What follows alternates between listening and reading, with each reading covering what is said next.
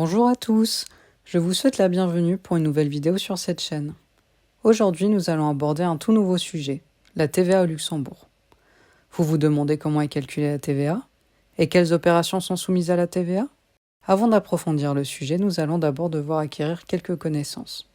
La question qu'est-ce que la TVA se pose? L'abréviation TVA signifie taxe sur la valeur ajoutée. Il existe 4 taux au Luxembourg. Le taux normal, qui est de 17%, le taux intermédiaire, qui est de 14%, le taux réduit, qui est de 8%, et le taux super réduit, qui est de 3%. Nous allons voir quelques caractéristiques de cette taxe afin de mieux comprendre de quoi nous parlons. Premièrement, il s'agit d'un impôt sur la consommation. Ainsi, seule la consommation des biens et services est imposée. C'est le consommateur final qui paye cette taxe. Ensuite, la TVA est un impôt indirect. Voici un petit schéma qui illustre comment la TVA est collectée. Nous avons par exemple un coiffeur qui propose un service, une teinture à son client. Lorsque le service a été effectué, le coiffeur facture le prix du service, mais également la TVA. Ainsi, quand le client paiera, la TVA sera à sa charge. Ensuite, le coiffeur devra verser la TVA au fisc, l'administration de l'enregistrement et des domaines. Ce n'est pas le consommateur final qui sera en relation avec l'AED. Les entreprises qui sont collecteurs de la TVA pour l'État s'appellent des assujettis. Un assujetti peut être une personne morale, par exemple une SA, SARL ou une personne physique, comme un indépendant qui détient un numéro de TVA et qui établit une facture. Une autre caractéristique de la TVA, elle est un impôt à paiement fractionné. Encore une fois, il sera plus simple d'illustrer le tout à l'aide d'un exemple et d'un schéma.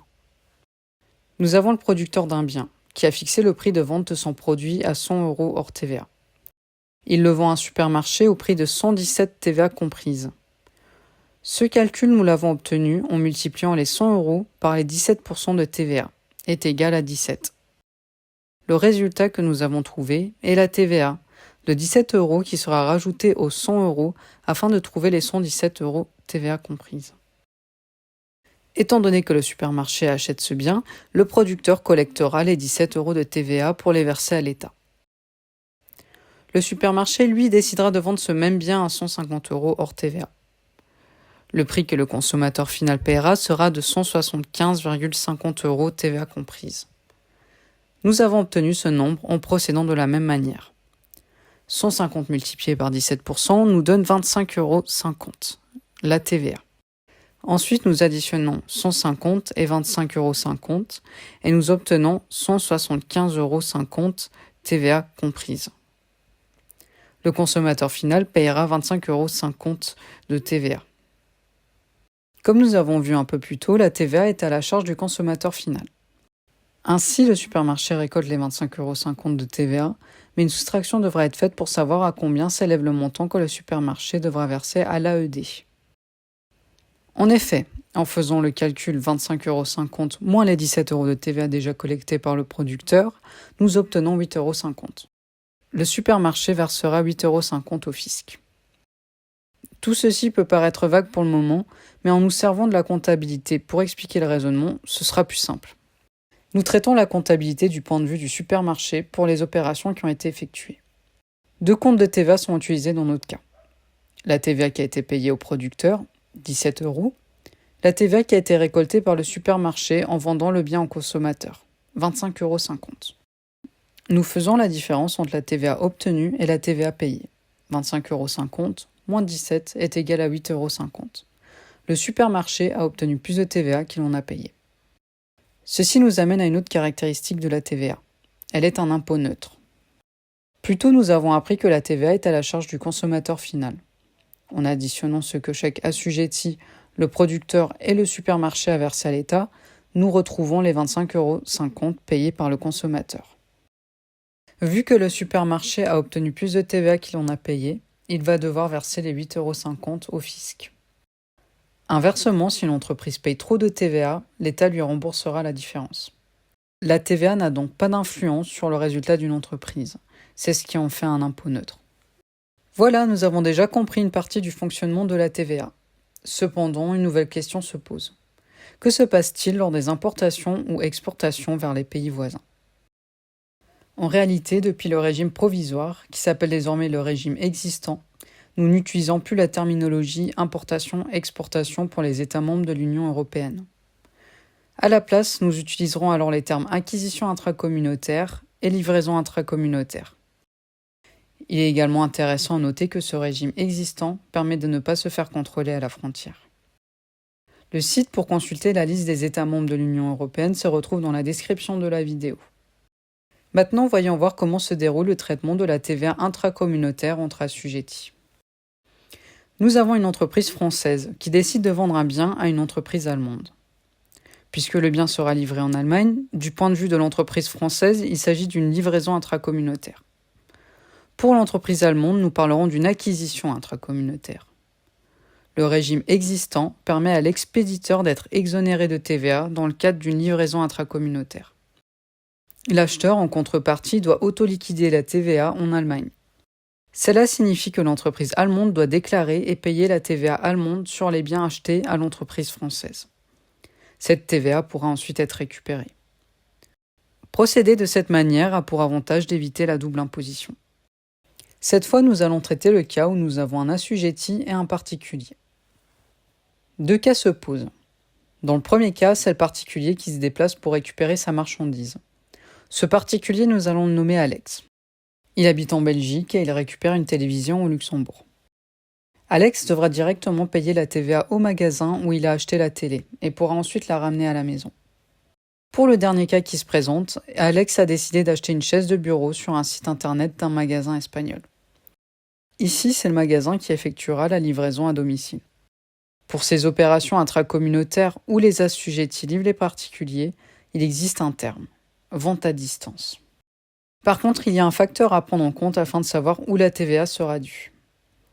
En effet, si le chiffre d'affaires, c'est-à-dire les ventes de l'entreprise vers l'Union européenne, dépasse 10 000 € hors TVA, alors la vente est soumise à la TVA dans le pays de destination. Imaginons que le magasin espagnol a vendu pour plus de 10 000 € de chaises dans l'Union européenne. La vente sera soumise à la TVA belge, le pays de l'acheteur, Alex.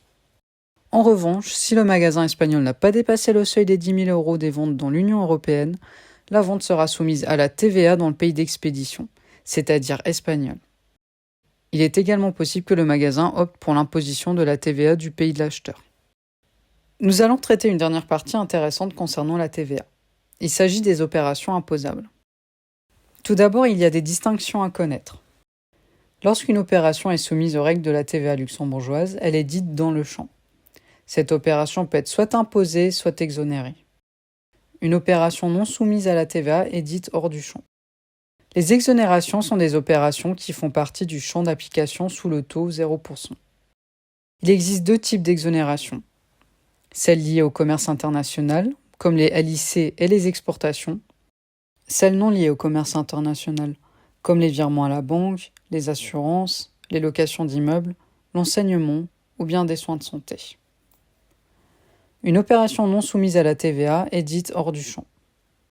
Concernant le champ d'application, voici ce que l'article 2 de la loi modifiée du 12 février 1979 nous dit. Sont soumises à la taxe sur la valeur ajoutée. A.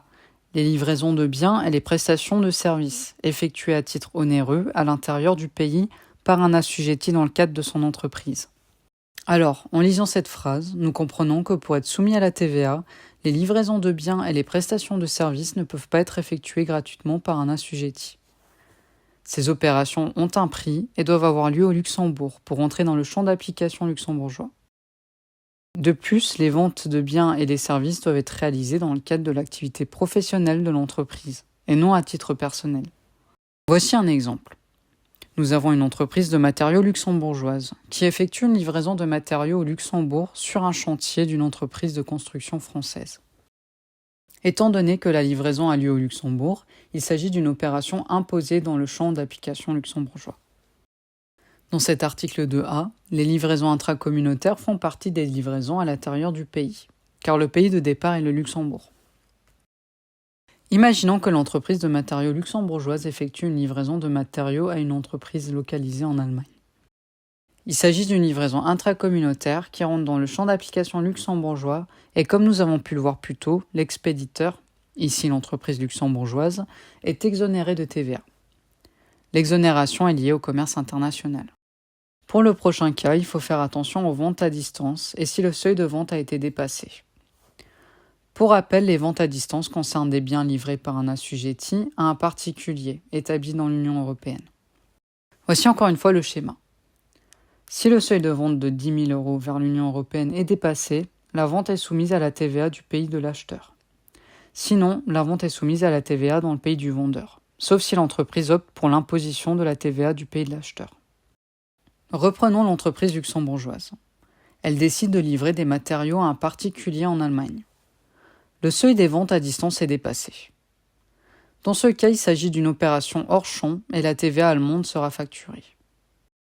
Cependant, si l'entreprise décide de livrer des matériaux à un particulier en Allemagne, sans avoir dépassé le seuil de vente, alors l'opération est imposée dans le champ luxembourgeois. Les exportations, qui concernent les livraisons en dehors du Luxembourg et des États membres de l'Union européenne, sont également des livraisons à l'intérieur du pays, car le pays de départ est le Luxembourg.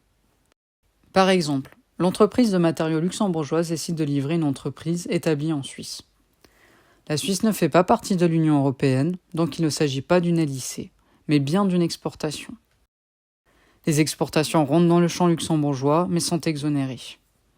Il s'agit d'une exonération liée au commerce international. Et pour conclure ce point A, un prélèvement de marchandises par un commerçant pour des besoins personnels est aussi considéré comme une livraison de biens. Si le commerçant de l'entreprise de matériaux luxembourgeoise décide de prélever des biens pour son utilisation privée, alors l'opération est imposée dans le champ luxembourgeois. Passons désormais au point B de l'article 2. B. Les acquisitions intracommunautaires de biens effectuées à titre onéreux à l'intérieur du pays par un assujetti dans le cadre de son entreprise ou par une personne morale non assujettie. Ce point traite les acquisitions intracommunautaires de biens par un assujetti ou par une personne morale non assujettie, par exemple l'État. Ce sont des opérations imposées qui rentrent dans le champ luxembourgeois. Il faut que ces acquisitions soient effectuées dans le cadre de l'entreprise au Luxembourg et qu'elles aient un prix. Imaginons que le ministère des Sports décide d'acheter des barres de traction pour un parc extérieur auprès d'une entreprise française. L'entreprise française effectue la livraison des barres. L'opération rentre dans le champ d'application luxembourgeois et est imposée. Maintenant, voyons voir ce que le point C de l'article 2 nous dit. C. Les acquisitions intracommunautaires de moyens de transport neufs effectuées à titre onéreux à l'intérieur du pays par un assujetti dans le cadre de son entreprise, ou par une personne morale non assujettie, ou par toute autre personne non assujettie. Il est toujours question d'acquisition intracommunautaire, mais cette fois il s'agit de moyens de transport neufs.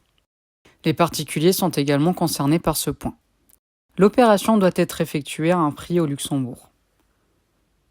Les moyens de transport considérés comme neufs sont les bateaux d'une longueur de plus de 7,5 mètres, qui sont livrés dans les 3 mois suivant leur première mise en service ou qui ont navigué moins de 100 heures.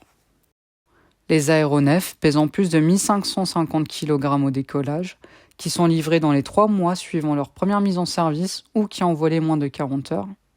Les véhicules terrestres à moteur ayant une cylindrée supérieure à 48 cm3 ou une puissance supérieure à 7,2 kW, destinés à transporter des personnes ou des marchandises.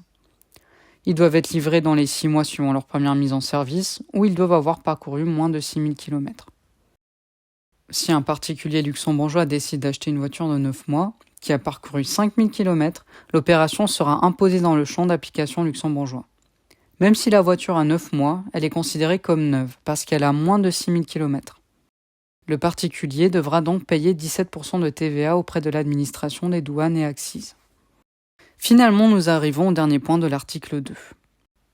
D. Les importations de biens en provenance de pays tiers. Ce point concerne également tout le monde. Les biens provenant des pays en dehors de l'Union européenne sont soumis à la TVA, même s'ils ont été effectués à titre gratuit. Par exemple, si une entreprise se fait importer une machine en provenance des États-Unis, l'opération est imposée dans le champ luxembourgeois. Les relations entre deux particuliers qui ne sont pas cités dans l'article 2 sont hors champ et sont ainsi non imposées. Si un particulier au Luxembourg décide de vendre son téléphone portable à un autre particulier, alors l'opération est hors champ. Et voilà, c'est la fin de la vidéo. Merci d'avoir tenu jusqu'ici et j'espère que ces informations vous seront utiles. N'hésitez pas à liker la vidéo et à vous abonner pour suivre les prochaines vidéos. Bye!